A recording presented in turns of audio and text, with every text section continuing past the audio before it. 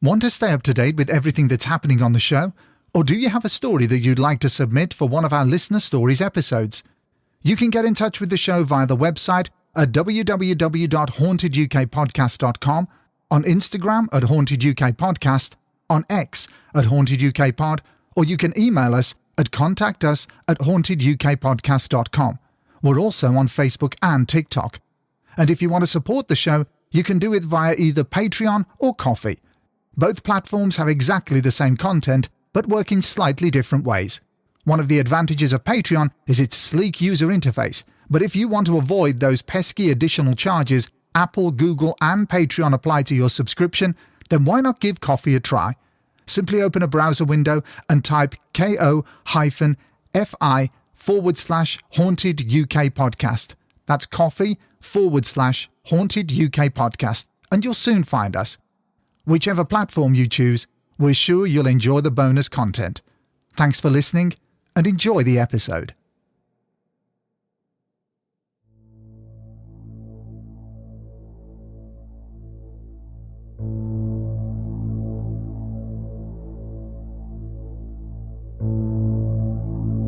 My final experience, and by far the most terrifying and memorable for me in that house, happened the day that we were moving out of the property.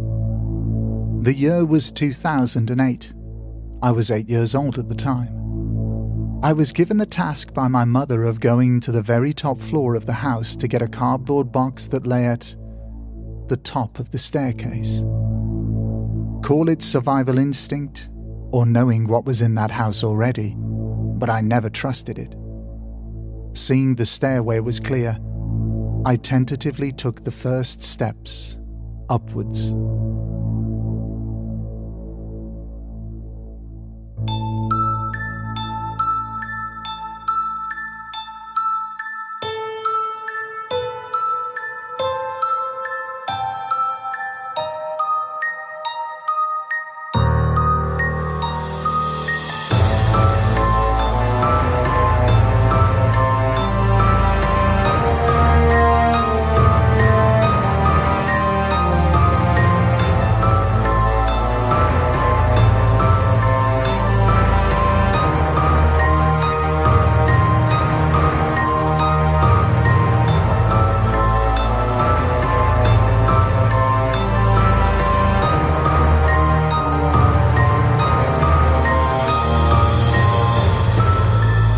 This is episode 40, part 3 of the Haunted UK Podcast's Listener Stories.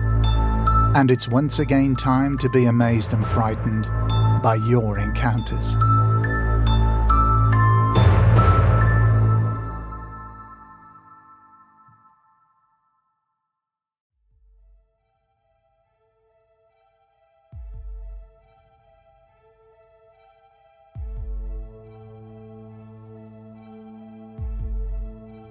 To say that the first 2 Listener Stories episodes of Season 4 have been well liked is an understatement. So without any further delay, let's just crack straight on with this 3rd episode, The Staircase and Other Listener Stories, Part 3. Hi there. I love your podcast. My name is Malcolm. I was born in 1972, on my mum's birthday. So my mum and I were very close. We both were interested in the paranormal, and my first brush with the paranormal was when I started working at Worthing Hospital. I was 18 and worked shifts, but I still lived at home in Littlehampton, which was about 9 miles away. So I used to get the train to and from Worthing. I was working the 2 till 10 p.m. shift when one of the night gang called in sick, so I said I would cover the night shift, which was the 10 till 6 shift, as I was off the next day. This was before mobile phones, so I planned to call my parents to let them know that I wouldn't be home. However, the shift got so busy, and we didn't stop until around midnight. I thought it would be too late to call home, as both my parents would be asleep. When I finished work, I caught the first train back to Littlehampton. So by the time I got home, it was 7 a.m. I went straight to bed. Both of my parents worked, so I had the house to myself until my mum finished work at 2. When she came home, I was in the kitchen. I had just woken up and was making myself a coffee. When my mum came in the kitchen, I apologized straight away for not coming home that night. She looked at me and said, "Yes, you did. I saw you last night."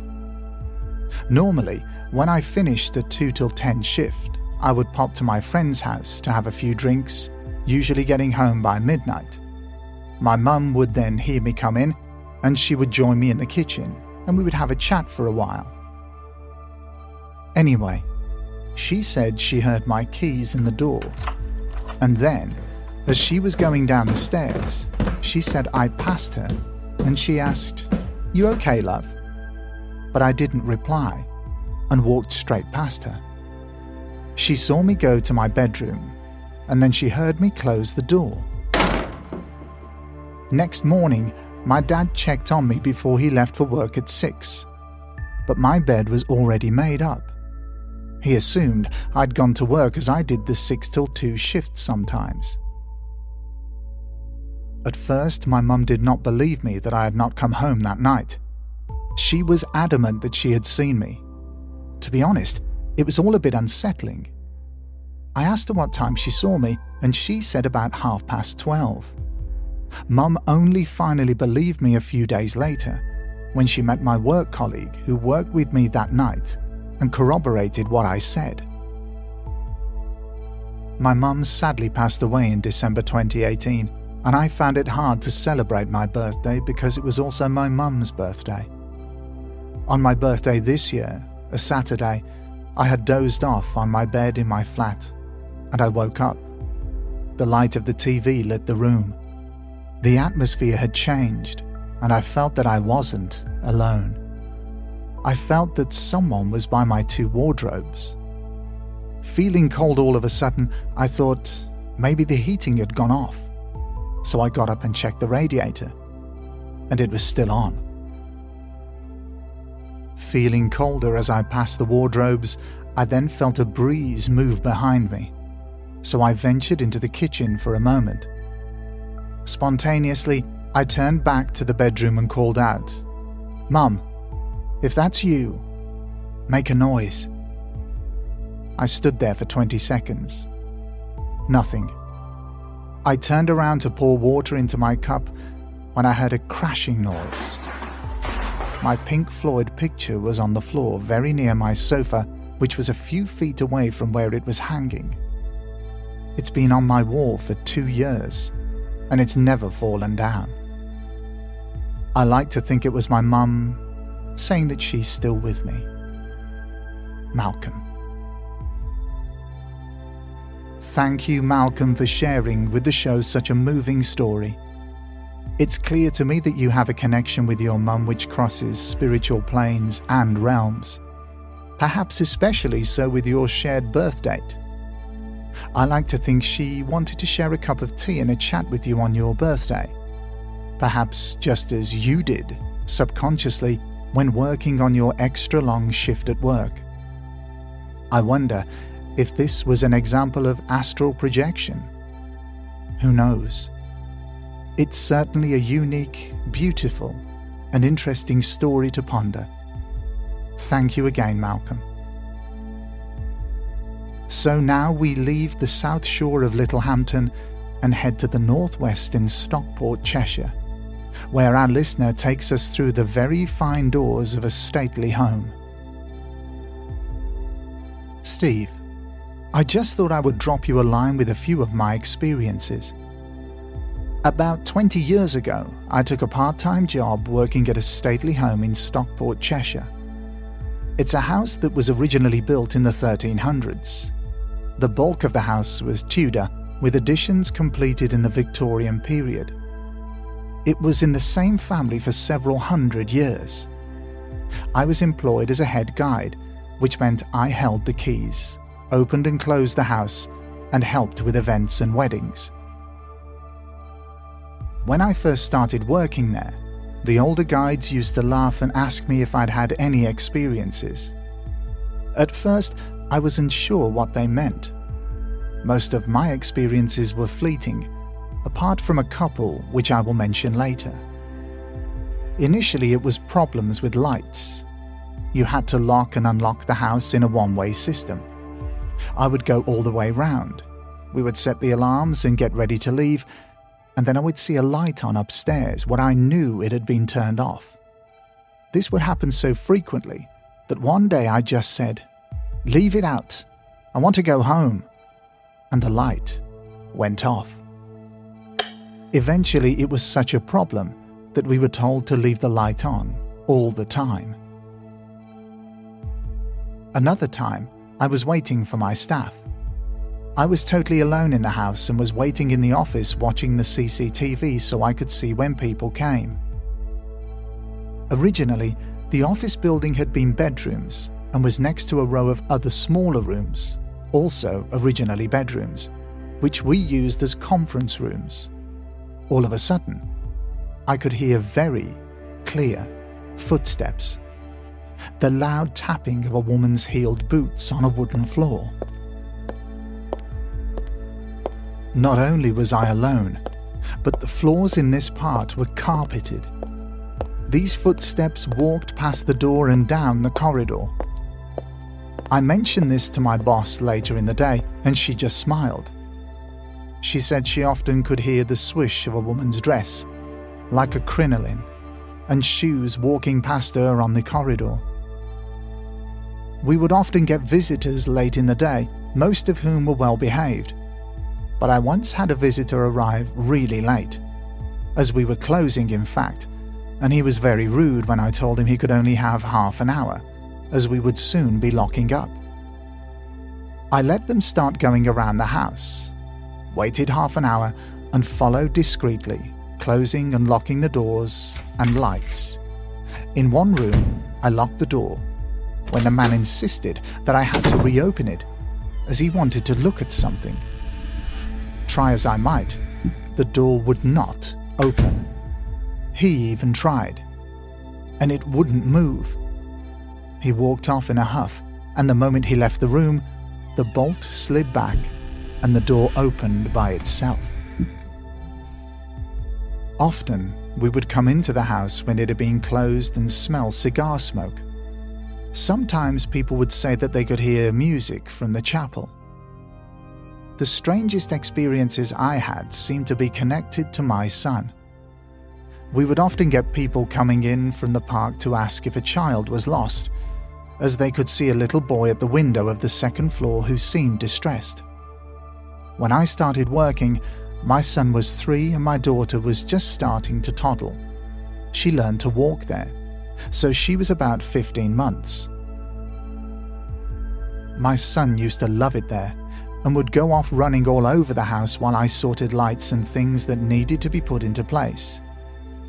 We would always find him sitting on the stairs at the second floor window, and he used to tell us that he was talking to Thomas, a little boy who lived in the house. He also used to say that Thomas used to ask where the toys had gone. One of the rooms had once been used as a nursery, but was now a drawing room. My son couldn't have known this at all. He used to see Thomas every day I worked there without fail, but no one else ever did. One day I was working alone. I'd been on holiday so hadn't been in for a few weeks. There had been a lot of weddings which we in the guiding team used to feel that the house really didn't like. It was a very, very hot day in July. I went to open one of the Tudor bedrooms when it went very cold, and I knew without looking that someone was standing behind me. I could feel breath on the back of my neck. For the first time, I was scared and decided I would just talk. I said, "Hi, it's only me. I've been away and the children are not with me today." And instantly, the cold lifted and the room felt sunny, warm, and welcoming again. I just think it wanted to check who it was. I loved working there, but was never fully comfortable on my own in the house, especially in the dark. I always used to feel watched, and I used to talk out loud as I went around opening up and closing up. That was why I took my ex-husband and the children with me often, as I felt a little uncomfortable. My children have very fond memories, and my son still talks about Thomas now. 6 months after I left, my son was diagnosed with cancer, and I often wonder if that made him more susceptible to these experiences. I also love the latest episode on premonitions, and I have a story to share with you on this topic as well. When I was 10, my mum remarried a guy called Tony, whose wife had died. His parents were very loving and accepted me wholly into their family without question. My mum would often say that my grandma was a bit fey, and that she could see things before they happened. Apparently, my stepdad and his new wife had visited their house for coffee a few months after coming home from their honeymoon. After they left, my grandma apparently turned to my granddad and said, "Julie is going to die soon." Julie died 6 months later of cancer, aged just 24. My grandma always seemed to know things. She told me I was pregnant before I knew, and that my baby would be a boy, and he was. When I was working as a nurse, my granddad became ill and was taken to hospital. I'd taken her to visit him. Suddenly, she insisted that I should take her home. I knew that things were not good and told her that I thought she should stay. She looked at me, smiled and said, "Don't you know, Stan, my granddad, is waiting for me at home. He's already there." My granddad passed away as I was driving her home. I would often go and visit her, and she would always tell me things my granddad had said. Touchingly, she kept his chair and everything the same. She would say things like, "Your granddad thinks you are working too hard," or "He's worried that your car needs new tires." Random things that were always accurate. I could often hear her having a conversation with him. I think the most disturbing thing happened when I was around 13 in the late 1980s. My stepdad was a hairdresser like my grandma, and he worked in the salon that had been hers and was attached to my grandparents' house. He cut the hair of a local family one day and was talking about it over lunch, telling me they were flying to America for Christmas. My grandma went very quiet and said, "It's so sad what will happen. I'm very worried about Mrs. Gandhi." This would be the elderly mother of the family and not her real name. "And how she will cope," my grandma continued. We looked at her and she said, "They're all going to die, you know." We didn't know what she was talking about. A few days later, we heard that the family had been killed in the Lockerbie plane bombing. My stepdad was really traumatized by it. I always got the feeling she had the second sight. She was known locally for it. Thanks for such a great episode, which reminded me of my grandma and her very strange gift. Best regards, Kelly. What compelling stories, Kelly, and what an extraordinary woman your grandmother was. Her Lockerbie prediction was truly chilling and tragic. Thank you so much for sharing this and your other stories with the show. Hi there. Just listened to the latest listener stories and it's inspired me to share a couple more of my experiences.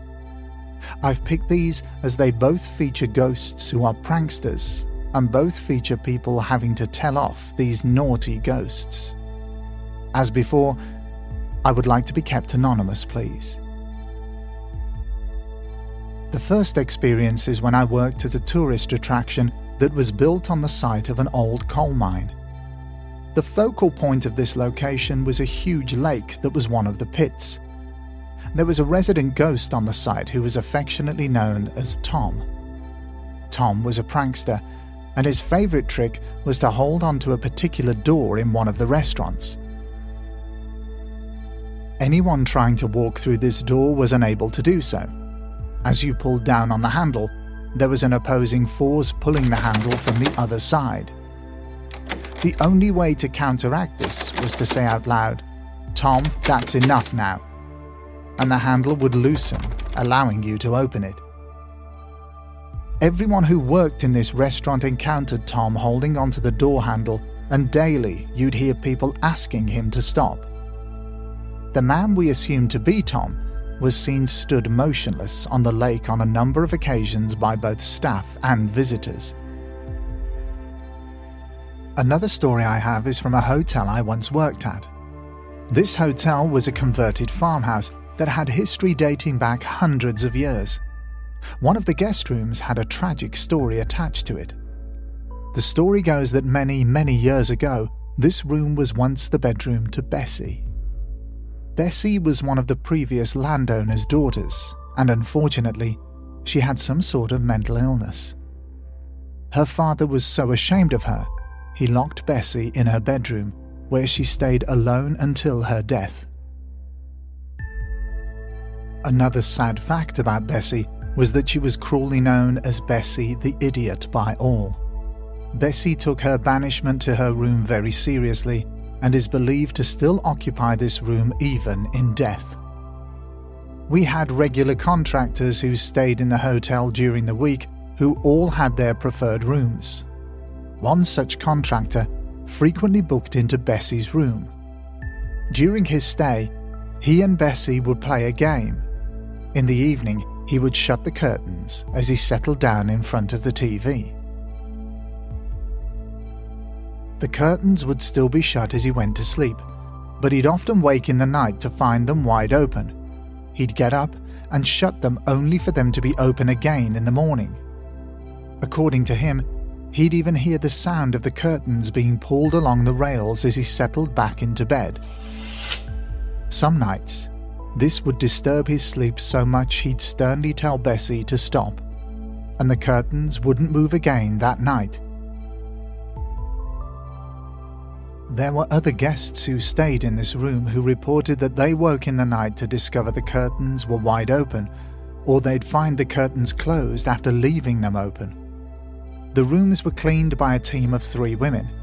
They had a system where 2 of the trio would change the bed linen together, whilst the remaining member of the team would go along cleaning the bathrooms. They would then split up individually to clean everything else in the rooms. The only exception to this was Bessie's room. They never went in there individually and always went in together. When questioned about this, they explained they had originally cleaned this room like the rest, but all 3 of them had individually experienced the curtains close on them whilst cleaning in the bathroom. They were also freaked out by this, that a decision was made never to enter this room alone ever again. I'm not sure if Bessie was ever spotted by anyone, but there was a mystery woman spotted upstairs around the bedrooms on many occasions. The hotel was owned by some brothers, and the wife of one brother, Sally, ran reception. The mystery woman was apparently the spitting image of Sally, so people were often shocked to pass Sally outside the rooms, and then see her downstairs on the reception desk moments later. Whether or not Sally's ghostly twin was Bessie or not, I do not know. But most sightings were around Bessie's room, so it's possible it was. I have many more stories that I can share, and I will eventually write them out for you. In the meantime, carry on the good work. Let's move straight on to our next listener story. Hi Steve. Just thought you'd like to hear this one. Last weekend, my brother and I went to visit a friend in London. During the course of the weekend, we told stories and reminisced about our youth as men of our age often do. At dinner on Saturday evening, we began talking about supernatural things, ghosts, astrology, etc. Our friend's wife is a believer in all things unexplained. I told them about my supernatural experiences, and this was enjoyed by all. But nothing compared to the absolute bombshell dropped by my brother. We grew up in a house that dates back to about the 1930s. The previous owners were an Italian family, and they lived there from about 1968 to 1981. Anyway, my brother, whose name is Brian, slept in a downstairs bedroom from his late teens until he left home in his early 20s. He told us that one night he awoke to see an old woman wearing a black shawl standing over him. She was looking right at him, and needless to say, it gave him quite a fright. He said he only saw her once. But that's not the strange thing, though. Our youngest brother, Kev, moved into the same room when Brian left home. One night, my parents, who have since confirmed this, were woken by a loud screaming downstairs. They didn't know what was going on, but when they went to investigate, they found Kev sitting in his bed, pinned to the wall and clearly terrified. He said he'd seen an old woman, wearing a black shawl, standing over him. Again, he only saw her once. I asked my dad about the family who owned the house before us, and he said the previous owner's elderly mother lived with them until her death, which prompted them to sell the house. I can't believe I hadn't heard that story until last weekend. I sent Kev a message about it, and he said he's still freaked out by the experience. Funny thing, I slept in that room a few times, and nothing happened. All the best, Rob McD. Our next story has a connection to one of the most frightening supernatural creatures of all, the werewolf. Hi there. I've always felt a strange connection to wolves and ghosts, and generally the supernatural for as long as I can remember, and I have many stories involving them all, but I will tell you the most memorable. I have never told anyone, as I know many people would not believe me. It all started when I was around 13 to 14 years old. I lived in a big house near some woods on a small island in the south of England. It was a cool autumn night, and I walked through my living room to go and get some fresh air in the garden. My garden was long, wide, and had woods with a pond at the bottom. The garden was inhabited by lots of animals and wildlife. However, let me tell you that I'm certain that what I saw that night wasn't any kind of wildlife I've ever seen before. It was something greater, something hard to define. So, I opened the door, stepped outside into the cool air, and took a deep breath. I was stood on the decking upon which I could see the whole garden. However, when I would have normally felt at peace, I instead felt very uneasy. To be more precise, I felt as if something was watching me, and that was when I heard a low-pitched sort of snarl, and I glanced to the left where trees bordered my garden and saw two gleaming yellow eyes. I brushed it off as I thought it could have been a fox or badger. However, the more I tried to ignore it, the more its presence felt stronger. So I looked into the trees again, and it had moved. Not into the trees, but terrifyingly, right in front of me, on the grass in front of my decking. I remember the moon that night. It was bright and full, and the creature was pale and large, a skinny dog-like creature with bright yellow eyes. It stood on its hind legs like a human and showed its fangs and teeth at me, and once again snarled. Its eyes steadily looked at mine. Then, in a flash of a second, it pounced on me. Its ears were long, pointed, and it had sharp claws which got into my leg. I still have a scar to this day. Running to the house, I immediately shut the door, ran up to my bedroom and hid, and didn't look outside until the morning. I don't know what I saw that day, but I've seen what seems to be this creature again and again, and I still see it now. The scary thing is that I keep having these strange dreams ever since, about running through the forest which I now live near. I had a very unsettling experience recently. It started after another vivid dream of me running through the woods. I remember it as if it were real. I remember the cold breeze blowing through my hair, my legs hitting the brambles and scratching my hands against the bark, the cold rain hitting my skin. It all felt so very real. So the next day after I woke up, I decided to journey into the woods, where this dream keeps happening. I ventured there with my dog. Keep in mind, my dog is a Belgian Shepherd who does not scare easily at all, very territorial and protective of me and my family. As I reached the woods, it started to rain, hitting my skin rather abrasively, just like in my dream. But I brushed this off as déjà vu and this horrible ominous feeling I had, as we had bad weather recently, so I ignored it and pushed on through into the entrance of the woods. Straight away, I felt uneasy, as if something was watching me, staring at me, as if I was being stalked, I suppose. My dog, Loki, seemed on edge, as if he was also being watched. His ears up high, pacing around me as if he was looking for something.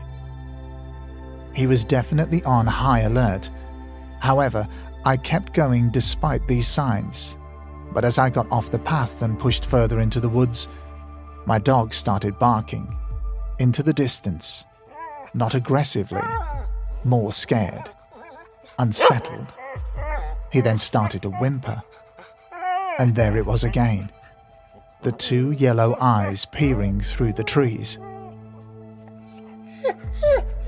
Loki started to cry and whimper and cowered behind my legs.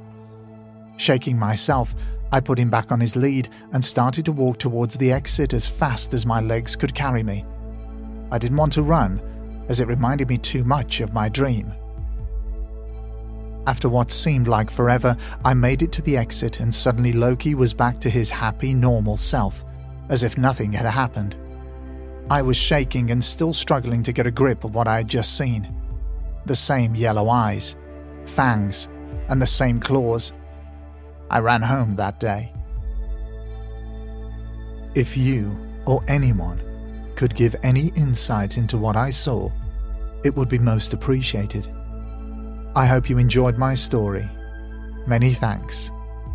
Will. An island in the south of England narrows down the location of where this experience took place.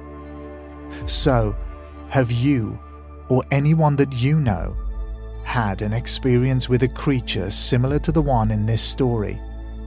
If you have, we'd love to hear from you. Let's swiftly move on to our next listener story.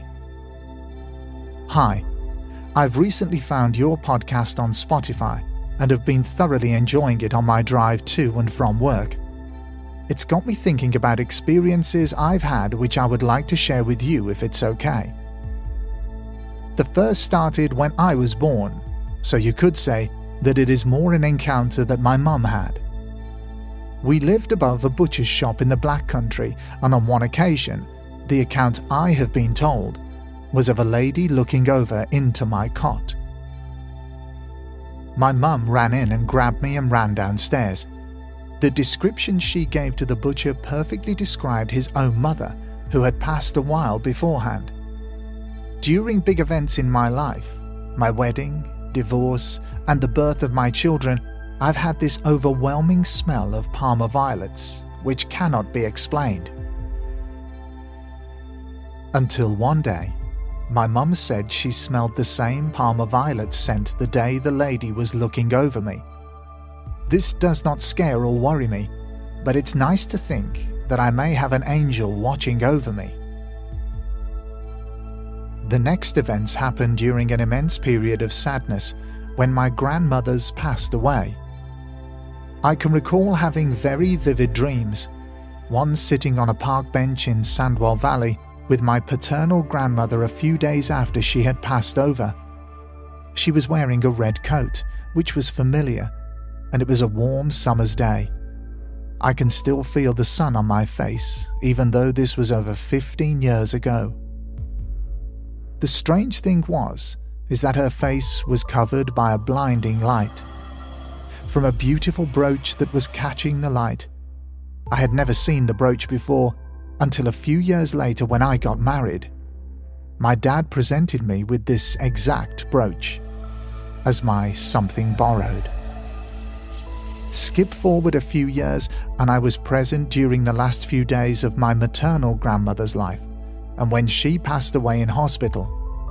Again, a few days passed and I dreamed of her. We were standing at the rear of a set of flats opposite our local hospital, and I was asking her to hurry up as we were going to be late. I don't know what for. She replied she couldn't join me yet, as she was waiting for someone to meet her, and it would be a while, but she was happy to hang around. I remember she was wearing a beautiful off-white fur jacket, and I asked why I had never seen it before, and she told me to ask my mum.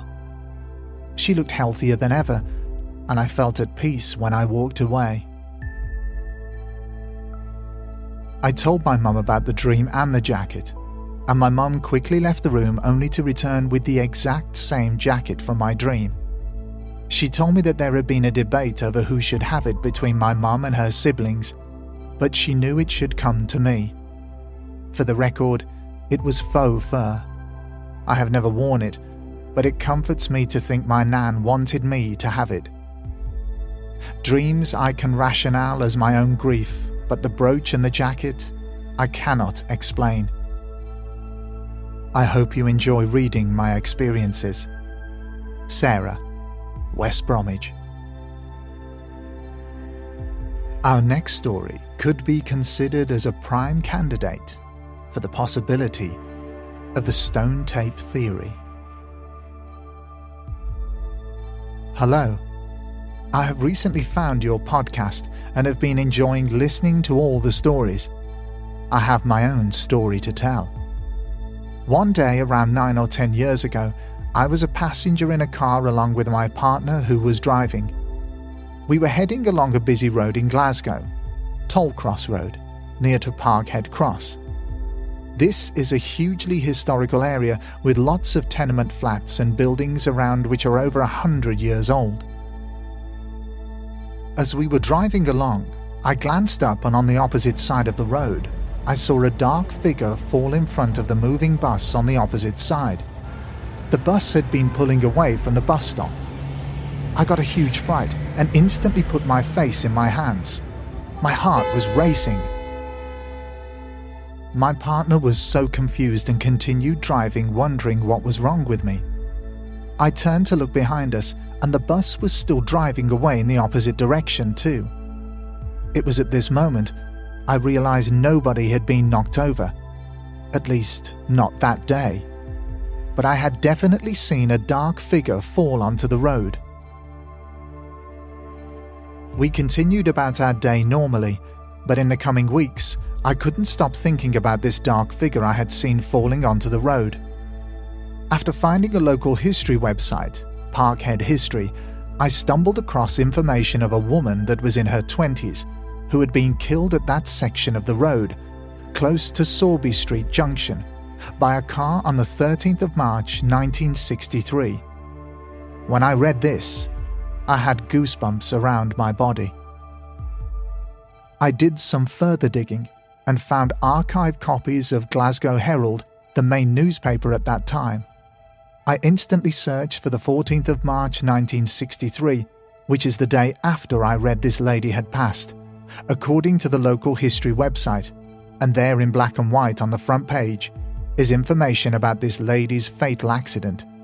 Her name, Mary Woods, age 25. I believe it was Mary Woods I saw that day. I was in my mid-20s around this time, and I saw this figure, so this accident would have happened way before I was born in 1987. There is no way I could have known about this fatal accident.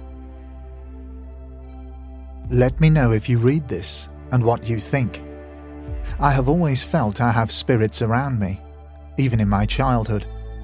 There was always spooky things happening in our house, which was built in the 1930s.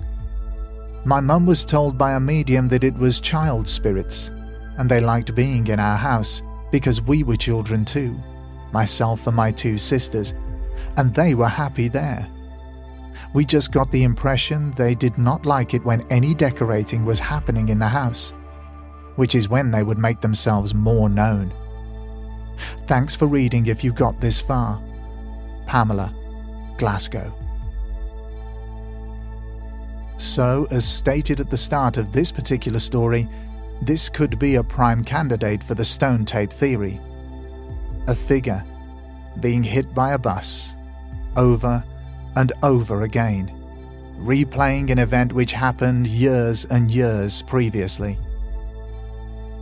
And another aspect which I find particularly interesting is about the spirits of the children, making themselves known and seen whenever there was decorating occurring in the house. This happens again and again when alterations are made to houses, homes, stately homes, mansions, and even castles. It's as if the spirits just want the buildings left as they are. And so, we have arrived at the final destination of our tour of UK and Irish hauntings, and for this, we are walking with some trepidation, it has to be said, through the doors of a house built in the 1920s, where we face the story of the staircase. Hi there. For context, this story is about my first family home and the several experiences I've had during my early childhood. Thanks for the podcast. I enjoy the listener stories, and they have helped me to write this email to you about my own encounters. My encounter begins when my family moved into my first childhood home in the year 2000. My parents had moved from Kent for work and had lived in the house from around 8 months before I was born.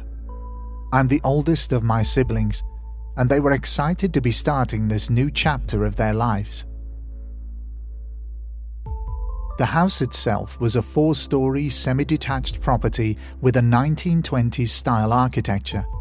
It had tall ceilings, old wooden floorboards, and a grand half-spiral staircase leading between each story in the house. My mum recalls feeling that the house had life or activity to it from the first time she saw it, but that it never felt negative or intent on causing any harm or worry. She herself, being a believer in the spiritual, saw it as a previous energy that some old houses do tend to store.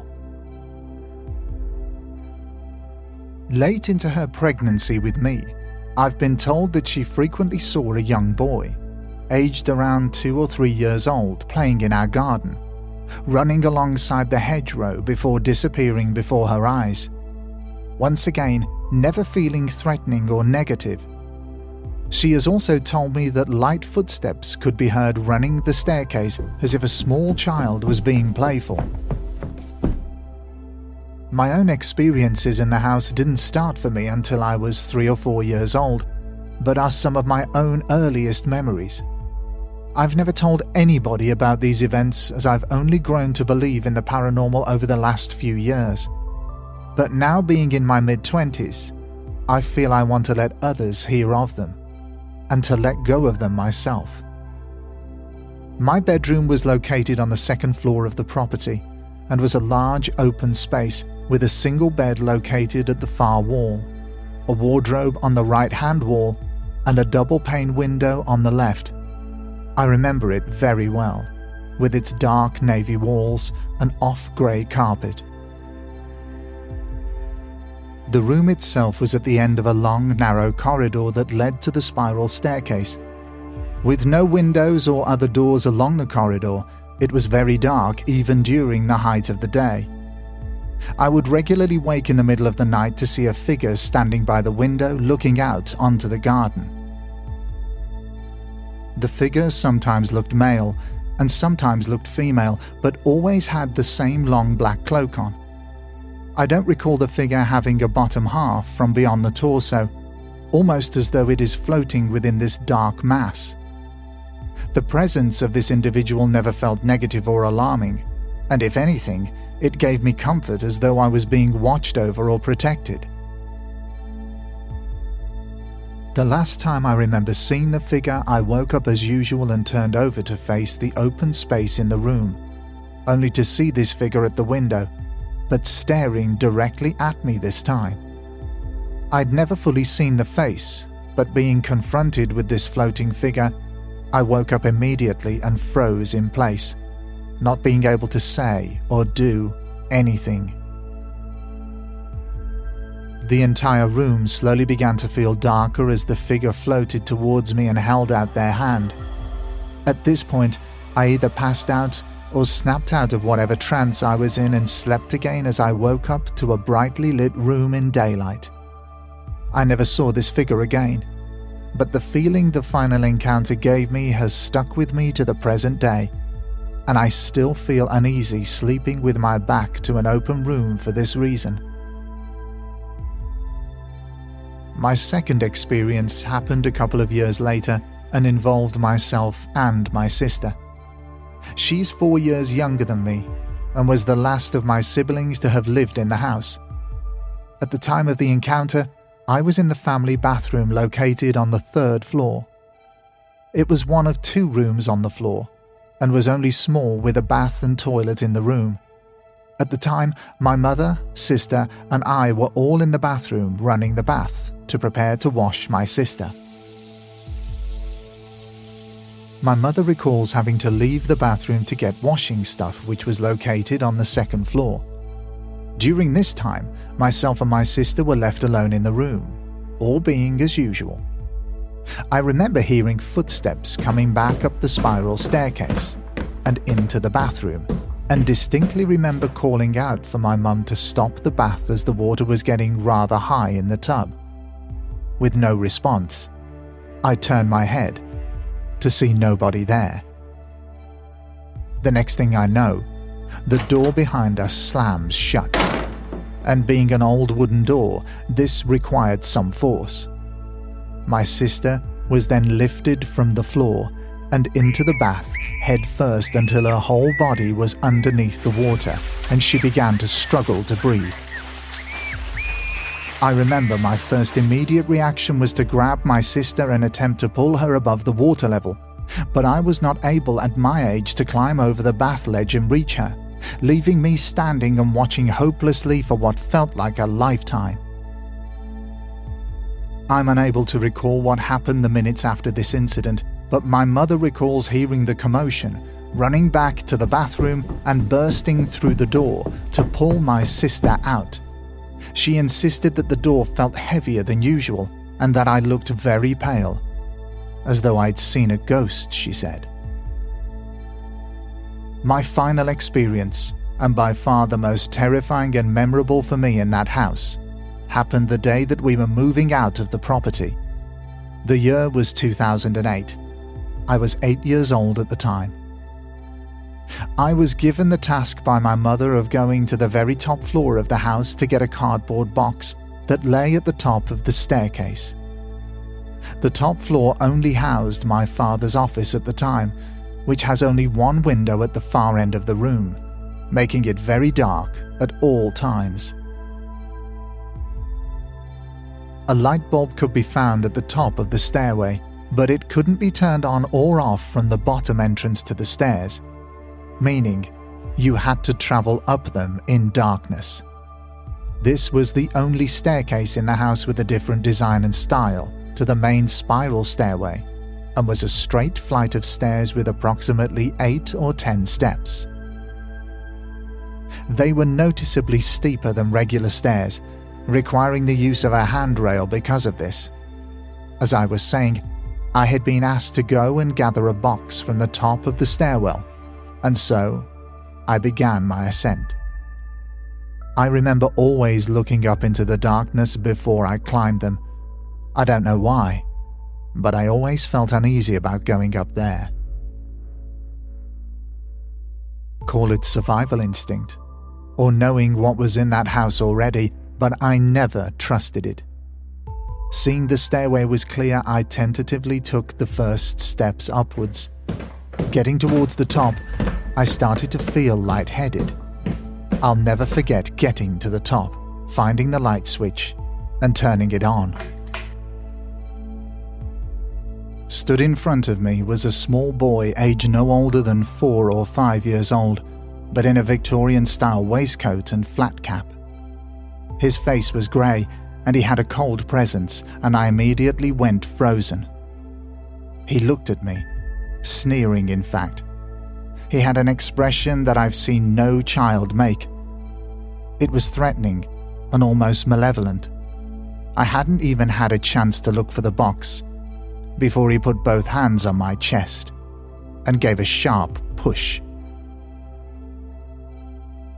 I fell backwards down the short flight of stairs, and I landed with a heavy thud on the wooden boards at the bottom. As a result of this fall, I fractured a rib, which should give you an idea of just how heavy this push was. I refused to even enter the house again from that point onwards, and have felt forever uneasy with these memories, as I expressed earlier. However, I do believe that this young male spirit has followed me for a number of years since, as I have other stories from my second family home which suggest the boy's presence. For context, this second house was a 17th century listed property, an old coach house and memorial home. I would be happy to share these experiences with you and your audience as well, but for another day. Since becoming an adult and realizing what these experiences could be linked to, I have also decided to conduct some research into the family home to see if it uncovers any more secrets or reasons behind the haunting. Here are my findings. From its construction in the 1920s to around the 1950s, it was an active children's hospital specializing in end-of-life care. Several deaths were recorded at the property, including that of a young boy by the name of William. No last name identified. A nurse was also reported to have died on the property, with a note providing detail that she was found dead on the staircase. From the 1950s to the 1970s, it was a children's orphanage which had a capacity of up to 15 children at any time. Given the 4 floors, this does not seem stretched or unreasonable. Finally, from the 1970s onwards, it became a family home with 4 different owners before my parents bought it in the year 1999. As I still live in the same town, I happen to drive past it sometimes, and I still feel uneasy to this day about the happenings and experiences I had in my early childhood there. If you have read this far, then I thank you for doing so. Not only because it's allowed me to express these feelings and take a weight from my shoulders, but for genuinely believing in my experiences. All the best, and thank you, Cameron. And that, I'm afraid, is where we're going to leave this episode. I think you'll all agree that these stories are all extraordinary and at times very, very unsettling and frightening.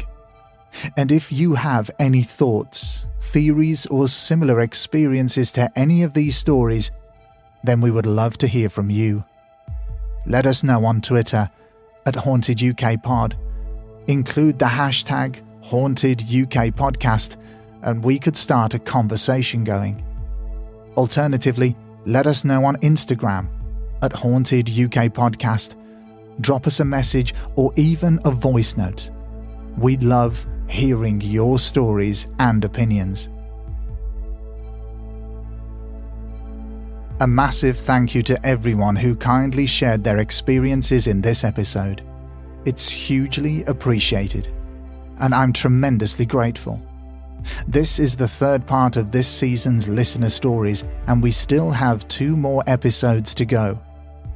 So be careful the next time you visit a stately home, or embark on an errand which involves venturing up a flight of 3rd-story stairs. Or be careful if you go outside in the night for some fresh air and perhaps, by perchance, catch a glimpse of a pair of glaring yellow eyes. Because the next person to feature in a listener's story episode could be you.